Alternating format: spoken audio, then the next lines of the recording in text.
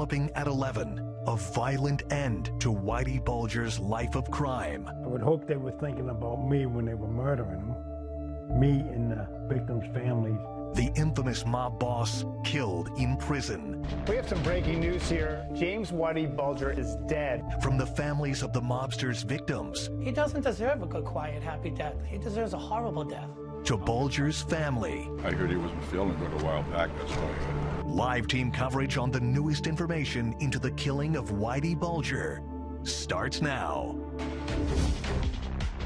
The notorious mobster was found dead in his cell this morning. Good evening, everyone. I'm Shannon Malaire. And I'm Phil Lipoff. Tonight, we are live with team coverage for you, from reaction to those impacted by Bulger's violent past to the latest on the investigation into how he was killed. We start with our Perry Russum, who joins us live outside the federal courthouse in the Seaport. And Perry, what details do we know at this point from the West Virginia prison? Yeah, Whitey Bulger was an inmate in that prison for just one night. He moved in there yesterday. Hours later, he was killed. Live at the federal courthouse, Perry Russum, NBC 10 Boston. Perry, thank you. In 2013, Bulger was convicted of 11 murders, but it's believed that he was connected to up to 19. New tonight, we're hearing from some family members of some of those victims. NBC 10's Malcolm Johnson live in South Boston tonight. And Malcolm, I understand you spoke with families of 2 victims. What was their tone when talking about this? Well, family members of Bulger's victims tell us today came with a ton of different emotions. We're reporting live in Southie tonight. I'm Malcolm Johnson, NBC 10 Boston. Malcolm, thank you. It is certainly no secret Bulger was one of the most infamous criminals in the country. This brief history only shows just a few points from the leader of the Winter Hill Gang's life. NBC 10 Boston investigator Karen Hensel takes a closer look at his life of crime. It was June 22nd, 2011. Phones rang in the night. America's most wanted fugitive was in custody. And we are working round the clock to bring you any new information on the death of Whitey Bulger. For breaking news at your fingertips, download the free NBC 10 Boston app. All of our coverage is right there on the home screen. Happening now, the countdown to the Parade of Champions. It is Parade Eve, the night before Boston celebrates another World Series championship. I'm Chris. I'm at Fenway Park with the preparations for the rolling rally. And Chris, the weather looks perfect for the rally. 47 degrees under sunny skies. The rest of the parade forecast, your trick-or-treat forecast, and the exclusive 10-day all coming up in your early morning forecast. That is me, but that's not me in that situation. New Hampshire lawmaker facing serious charges for what he allegedly did on the set of an adult film. The details next. And the secret to countering peanut allergies may be found in your bathroom. NBC 10 Boston tonight, back in 60 seconds. Here's some breaking news to bring to you right now out of Mattapoisett. A shelter-in-place order for an entire neighborhood there as police search for a suspect who we're told could be armed. Officers are searching for a male suspect near Acushnet Road. The call coming in around 7:20 and triggering a large response from local police, state troopers, and the State Police Air Wing. Tonight, the duck boats are ready. The locker room celebrations are over. And now, we're only hours away from the Red Sox rolling through the streets in style. So, let's get this party started ahead of tomorrow's Parade of Champions. Will there be more singing? I don't know. We're just hours away now from the Parade of Champions, and the final preparations are being made, including the barricades that are going up along the parade route. Our cameras capturing crews working diligently outside City Hall a short time ago. So tomorrow morning, hundreds of thousands of Red Sox fans will be lining the route through the city. NBC 10's Chris Emma live outside Fenway Park tonight with more. Chris, doesn't get much better than this. Phil and Shannon, I'll tell you what, there's been a steady stream of people all night going to take pictures of the 2018 banner that's just outside right here at Fenway Park. Right now, the future of our justice system hangs in the balance. This is how I met Brett Kavanaugh, the boy who sexually assaulted me. But I have never done this to her backward to anyone. Judge Kavanaugh and Dr. Ford are done telling their sides of the same story with two very different accounts. Are you a gang rapist? No. As it relates to the recent allegations, are you willing to have him do it? New at 11, we are going beyond today's fiery hearing. This confirmation process has become a national disgrace. My responsibility is to tell you the truth. And breaking down every angle of the historical decision that lies ahead. NBC 10 Boston Tonight starts now. And thank you for joining us, everyone. I'm Shannon Malaire. And I'm Phil Lipoff. We have a very packed show for you tonight, including details of a flash flood watch for tomorrow.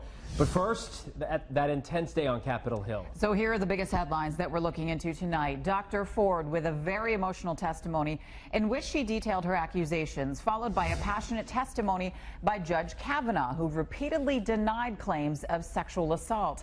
Now people across the country, including right here in our area, are reacting to what they watched unfold during a 9-hour hearing while we wait for tomorrow's scheduled vote. So we've got live team coverage for you tonight, and we begin with Eli Rosenberg, who is in the nation's capital for our hearing.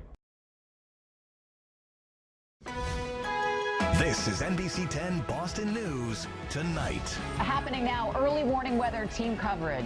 Starting live in Saugus tonight, bringing you a first-hand look at the destruction from today's storms. While residents now are dealing with debris left in the storm's path, I'm tracking the next round of rain and when it'll be hitting your neighborhood. Plus, he's my savior. Thank God that there are good Samaritans out there. From the destruction to the heartwarming, an inspirational story showing the best in people when the weather was at its worst. NBC 10 Boston Tonight starts right now. All right, so right into our early morning weather coverage. Hi, everyone. Thanks for joining us. I'm Shannon Malaire. And I'm Chris Emma. Phil has the night off across the area today. Many of you dealing with flash flooding.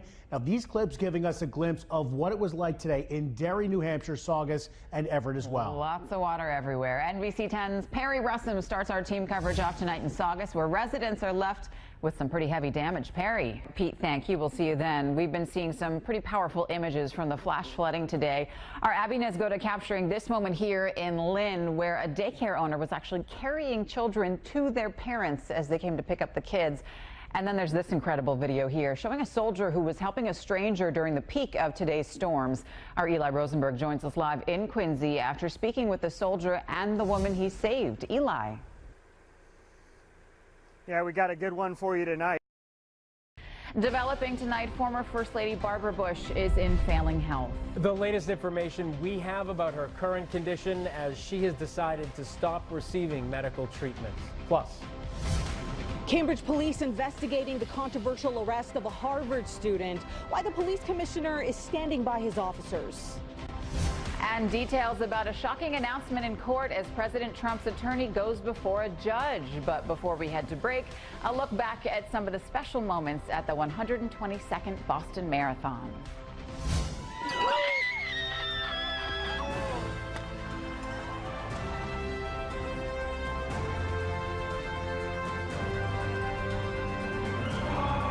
It's 5 years. We've never been stronger. When I see anyone wearing the Boston jacket from this year and the shirt, I will know what they did to get it, baby. Yeah!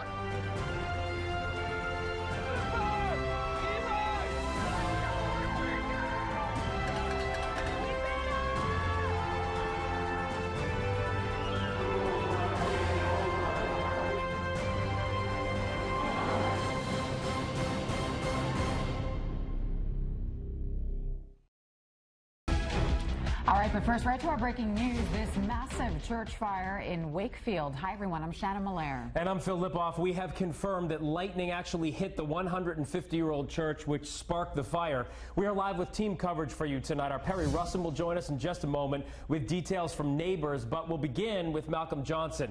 Malcolm has the latest from firefighters. Devastating pictures. Malcolm, thank you. And for most of the night, like you saw, neighbors were out there watching that historic church just go up in flames.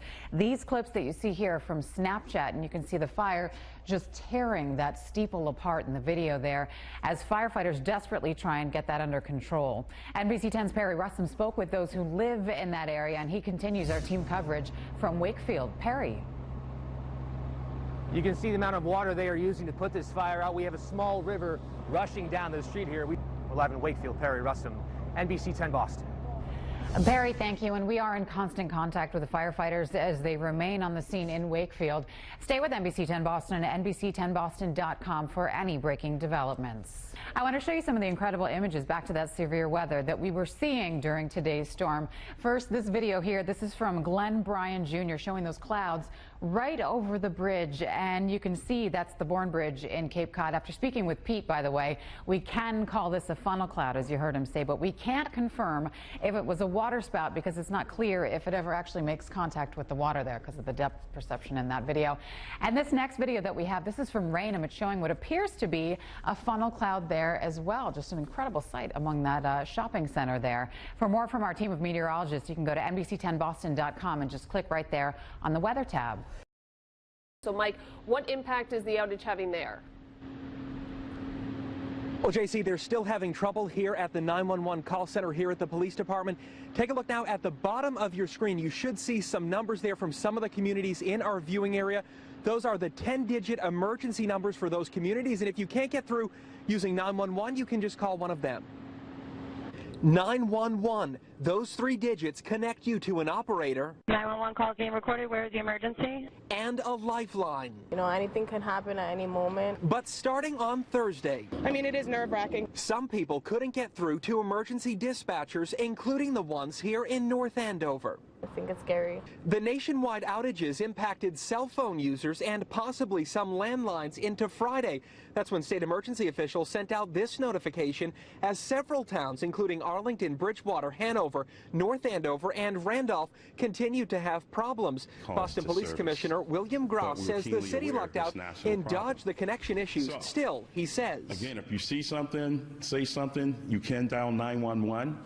If it does not go through, then we would like for you to utilize a number that is a direct link. Service provider CenturyLink put out a statement on Twitter saying, quote, restoring impacted services for our customers is very important to us. We are seeing good progress, but our service restoration work is not complete.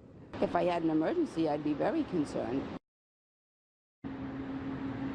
Again, if 911 does not work for you, you can call one of those 10-digit numbers that are specific to the various cities and towns in our viewing area. We have those numbers for you on NBC10Boston.com. For now, we're live in North Andover. Mike Manzoni, NBC 10 Boston.